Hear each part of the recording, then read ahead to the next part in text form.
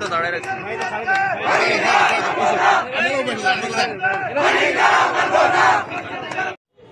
দেখা যায় যে আপনার এই যে নয়নপুর আমাদের সাব স্টেশনটা আছে, ঠিক না?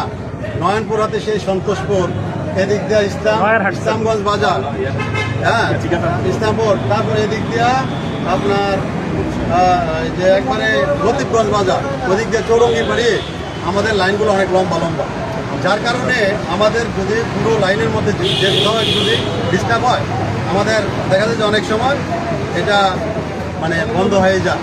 যার কারণে আমরা অলরেডি লাইনগুলো তো সংস্কার কাজ চলমান আছে, প্রজেক্টও আছে, পাশাপাশি দুইটা সাব স্টেশন আমাদের পাস করা আছে।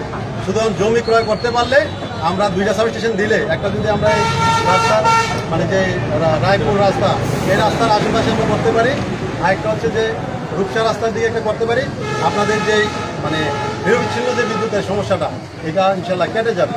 আর 2 নম্বর হচ্ছে বিদ্যুৎ বিল। বিদ্যুৎ বিলটা আসলে মিটার রিডিং এর বাইরে আমরা করা হয় না।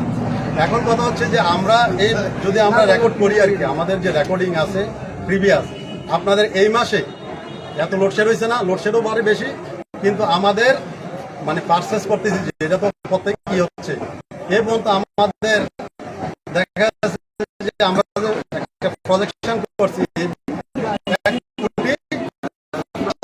ইউনিট হয়ে যাবে। তাহলে কি আপনারা এই ছিল না, তাহলে এই ব্যাপারটা তো কেউ না কেউ মানে কারা কারা মিটারে আসতেছে, এটার যোগফলে তো আমাদের আমরা মিটারের বাইরে কোনো রিডিং আনা হচ্ছে না। এর মধ্যে আমাদের কিছু লোকবল ঘাটতি ছিল মিটার রিডার, ইতিমধ্যে আমাদের 12 জন যোগদান করছে। আশা করি যে আগামী মাস থেকে আপনাদের যে মানে বিদ্যুতের রিডিং এবং বিল দেওয়াটা নিয়ে যে বিষয়টা আছে এটা থাকবে না। আর যে লোডশেডিংটা এটা আমার হাতে নেই।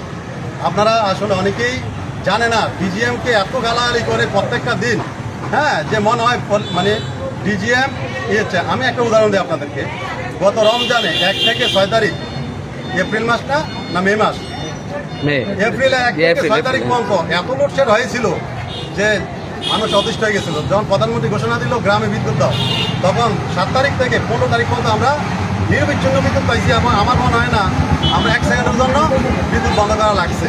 এবং গত ঈদেও আমরা মনে হয় যে 3-4 দিন লোড পেয়েছি, আমরা দিয়েছি। বরাদ্দ পাইলে আমার কথা হচ্ছে যদি আমি বরাদ্দ পাই আমি কেন আপনাকে দিব না।